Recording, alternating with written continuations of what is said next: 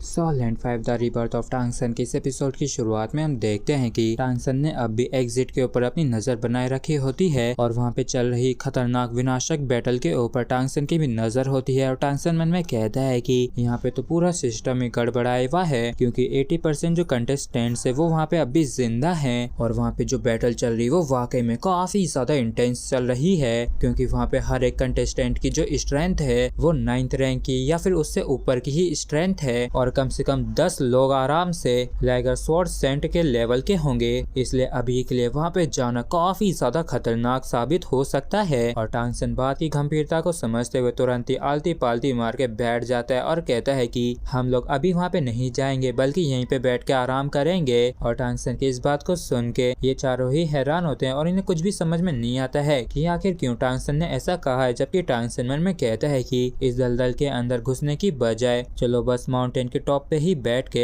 आराम से इन टाइगर्स को लड़ते हुए देखते हैं। और टांगसन की पहले वाली एडवाइस को सभी लोग ही मानते हैं और यहीं पे बैठ के आराम करने लगते हैं, जबकि टांगसन अपने इस डोमेन को छोटा कर लेता है जिससे कि किसी की भी नजर इन लोगों पे ना पड़े। और क्योंकि इनके चारों तरफ हजारों मीटर्स तक सिर्फ कोल्ड फ्लावर्स ही थे इसलिए टांगसन को बिल्कुल भी डर नहीं होता है कि कोई चोरी छिपे या फिर स्नीक अटैक इन पे कर दे। इसलिए सभी लोग यहाँ पे शांति से बैठ के काफी लंबे समय तक कल्टीवेट और मेडिटेट करते हैं। और जब ये सभी लोग मेडिटेट कर रहे होते हैं लेकिन तभी अचानक एग्जिट की साइड वाकई में काफी ज्यादा तगड़ा और भयानक ब्लास्ट होता है जैसे कि किसी ने परमाणु बम फोड़ दिया हो और इससे इतनी ज्यादा तगड़ी शॉक वेव निकलती है जिसके सामने ये लोग भी संभल नहीं पाते और ये लोग हैरान होते हुए कहते हैं कि ये तो कितना ज्यादा बड़ा विनाशकारी एक्सप्लोजन है और आखिर एग्जिट पे ऐसा भी क्या हुआ है। जबकि इस तरफ इस धमाके को देख के टांगसन के होश उड़े हुए होते और मन में कहता है कि आखिर एग्जैक्टली वहाँ पे क्या चल रहा है। और यहाँ तक कि वैसे हम अब भी एग्जिट से हजारों मीटर्स दूर हैं लेकिन तब भी हम यहाँ से शॉक वेव को काफी स्ट्रॉन्गली महसूस कर सकते हैं और इस एक्सप्लोजन की पावर की तुलना एक गॉड लेवल के अटैक से की जा सकती है। तो फिर आखिर यहाँ पे कैसे एक गॉड लेवल का पावर हाउस हो सकता है। और जैसे इतने ज्यादा खतरनाक धमाके की आग हटती है तो टांगसन उस एरिया को देखते हुए मन में कहता है कि इस धमाके के साथ ही फाइटिंग की जो आवाजें आ रही थी वो गायब हो गई हैं। तो लगता है कि बैटल अब खत्म हो चुकी है और तभी हेल गार्डन का एग्जिट ओपन हो जाता है। और इस चीज को देख के टांगसन मन में कहता है कि इस धमाके ने तो कंटेस्टेंट्स की संख्या आधे से भी कम कर दी है। और फिर टांगसन तुरंत ही आगे बढ़ते हुए कहता है कि जल्दी से मेरे साथ एग्जिट पे चलो। और कुछ ही देरी में ये सभी ही एग्जिट के पास आ जाते हैं जहाँ पे टांगसन मन में कहता है कि यहाँ पे तो कोई भी नहीं रह गया, लगता है कि सभी लोग ही बाहर जा चुके हैं और आखिर यहाँ पे वो टीम क्यों नहीं है जो कि हमसे यहाँ पे मिलने वाली थी। और तभी टांगसन यहाँ पे काफी सारे कंटेस्टेंट्स की लाशों को पड़ा हुआ देखता है और उन्हें देखते हुए मन में कहता है कि जमीन पे चारों तरफ कितनी सारी लाशें पड़ी हुई हैं, तो क्या ऐसा हो सकता है कि जो टीम हमसे यहाँ पे मिलने वाली थी वो इतने बड़े एक्सप्लोजन की वजह से मारी गई हो। और यहाँ तक कि वैसे लिंगजी चैम्बर ऑफ कॉमर्स का प्लान फेल हो गया है लेकिन इस चीज से कोई भी फर्क नहीं पड़ता है क्योंकि हम सभी ही सरवाइव कर चुके हैं। और उससे भी बढ़कर मेरे पास अभी 3 डीमन एम्परर्स पैलेस के टोकन्स हैं, तो एंसेस्ट्रल कोर्ट हमारे साथ कुछ भी करने की हिम्मत तो नहीं करेगी। और तभी इनमें से कोई कहता है कि चलो फिर बाहर चलते हैं। तो टांगसन कहता है कि बाहर जाने से पहले कुछ ब्लड को अपने ऊपर छिड़क लो और बाहर जाके ऐसा दिखावा करना जैसे कि हम सभी ही इंजर्ड हैं। तो इस चीज के लिए सभी लोग ही मान जाते हैं और फिर ये सभी ही यहाँ पे ऐसा ही करने लगते हैं। और इस दौरान हमें बाहर का सीन दिखाया जाता है जहाँ पे जू जीरन इन सभी के बाहर आने का इंतजार कर रहा था एग्जिट पे खड़े होके, लेकिन इसका चेहरा पीला पड़ चुका होता है। और इस दौरान इसे बाकी के कंटेस्टेंट से पता चला होता है कि इनका जो प्लान था वो पहले ही लीक हो चुका था और इनकी टीम को हेल गार्डन के अंदर बाकी सभी कंटेस्टेंट्स के द्वारा बंदी बना लिया गया था। और क्योंकि वो सभी ही हार चुके थे इसलिए उन सभी ने ही अपने आप को उड़ा लिया जिससे कि इनके साथ साथ बाकी के लोग भी इनके साथ ही मारे जाएं। और वो इतना तगड़ा ब्लास्ट इनकी ही टीम की वजह से हुआ था। और जब इन सब चीजों के बारे में जू जीरन को पता चलता है तो इसका मुंह रोने जैसा हो जाता है और ये रोते हुए मन में कहता है कि शेरक टीम अभी तक बाहर नहीं आई, हे प्रभु प्लीज उन्हें कुछ भी मत होने देना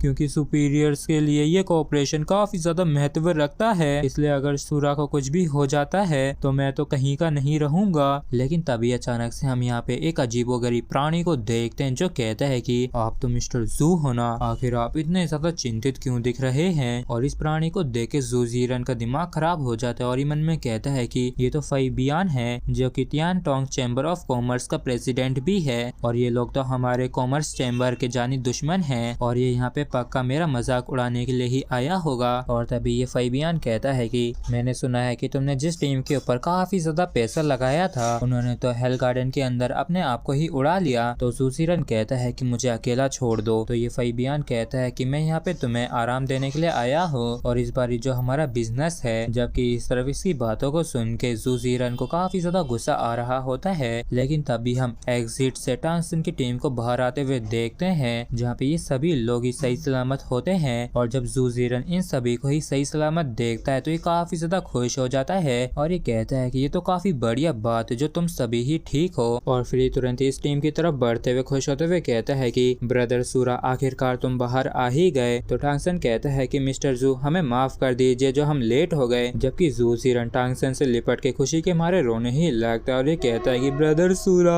आपको दोबारा से देख के मुझे इतनी ज्यादा खुशी हो रही है जिसे मैं बयां भी नहीं कर सकता हूँ और ये वाकई में काफी अच्छी बात है जो आप सभी ही सही सलामत हैं। जबकि इनकी इस हरकत से टांगसन भी चौंक गया होता है और ये कहता है कि इतना भी ज्यादा एक्साइटेड मत हुई। तो जू जीरन कहता है कि तुम्हारी वजह से डर के मारे मेरी जान ही निकल गई थी इसलिए मुझे थोड़ी देर तक तुम्हें पकड़े रहने दो। तो टांगसन कहता है कि चलो भी अगर तुम्हें कुछ कहना है तो कैरियाज के अंदर चल के बात करते हैं। और इस नजारे को देख के इस फैबियन को भी शक होने लगता है और मन में कहता है कि ये तो बस इंसानों की एक मामूली सी टीम है लेकिन फिर भी क्यों आखिर ये जू जीरन इनके लिए इतना ज्यादा बेसब्र हो रहा था। और जब भी कुछ भी गलत होता है तो किसी न किसी मॉन्स्टर को भी तो इन्वॉल्व होना पड़ता है ना, इसलिए मुझे इस टीम का जल्द से जल्द ओरिजिन पता लगाना होगा। जबकि इस तरफ शेरेक की टीम जू जीरन के साथ कैरियाज के अंदर लौट आती है और जब ये सभी ही लौट के जा रहे होते हैं इस दौरान जू जीरन इन सभी को ही बताता है कि इन लोगों ने जिस टीम को हायर किया था उन लोगों ने अपने आप को ही सेल्फ डिस्ट्रक्ट कर लिया था। लेकिन फॉर्चुनेटली टांगसन और इसकी टीम एकदम सही सलामत है। जबकि बाकी सभी मैटर्स को लिंगजी चैम्बर ऑफ कॉमर्स के ऊपर छोड़ दिया जाता है सेटल करने के लिए। और अब बस बात इतनी सी ही होती है कि टांगसन और इसकी जो टीम है वो अब किसी भी कंपटीशन के अंदर शेरेक के नाम से पार्टिसिपेट नहीं कर सकती है। और इसके बाद टांगसन और जू जीरन ये दोनों ही एरेडिस के काम के बारे में डिस्कस करने लगते हैं और टांगसन लिंगजी चैम्बर ऑफ कॉमर्स से हाई लेवल मॉन्स्टर्स के ब्लड एजेंट्स की मांग करता है ग्रैंड मास्टर लुओ का नाम इस्तेमाल करके। जबकि जू जीरन इन सभी को ही सही सलामत व्हाइट टाइगर होटल पहुंचा देता है और ये इस चीज का भी वादा करता है कि ये इन सभी के ही खर्चे उठाएगा। और एक काफी लंबी यात्रा के बाद ये सभी ही काफी ज्यादा बुरी तरीके से थक चुके थे इसलिए ये सभी ही अपने अपने रूम्स में चले जाते हैं आराम करने के लिए और कल्टीवेट करने के लिए। और जब टांगसन अपने रूम के अंदर आता है तो ये सबसे पहले बैठ के मेडिटेट करके कल्टीवेट करता है और ये फिर मन में कहता है कि जिंग जिंग अब भी सो रही है लेकिन वो मेरी डिवाइन कॉन्शियसनेस के काफी ज्यादा करीब है इसलिए मैं उसे इस चीज के बारे में पता चलने नहीं दे सकता हूँ। और सबसे बेहतर यही होगा कि समय निकाल के उसे जल्द से जल्द क्रिस्टल डीमन एम्परर को सौंप दिया जाए। और अब जब क्योंकि मैं हेल गार्डन से बाहर आ गया हूँ तो चलो इन दो कलर एनर्जी के असर को आजमा के देखते हैं। और इसी बात को सोच के टांगसन इसे आजमाने लगता है लेकिन ये जैसे इसे इस्तेमाल करता है तो इसके काफी ज्यादा तगड़े वाले होश उड़ जाते हैं क्योंकि अब इसके अंदर से काफी ज्यादा एनर्जी निकल रही होती है जिसे देख के ये काफी हैरान कहता है कि ये तो मेरी लकी पावर है जो कि कितनी ज्यादा स्ट्रॉन्ग हो गई है। और इसी के साथ फ्रेंड्स हमारा ये एपिसोड भी यहीं पे खत्म होता है। अगर आप लोगों को वीडियो अच्छा लगा हो तो प्लीज चैनल को सब्सक्राइब और वीडियो को लाइक करना बिल्कुल भी ना भूलें। Thank you.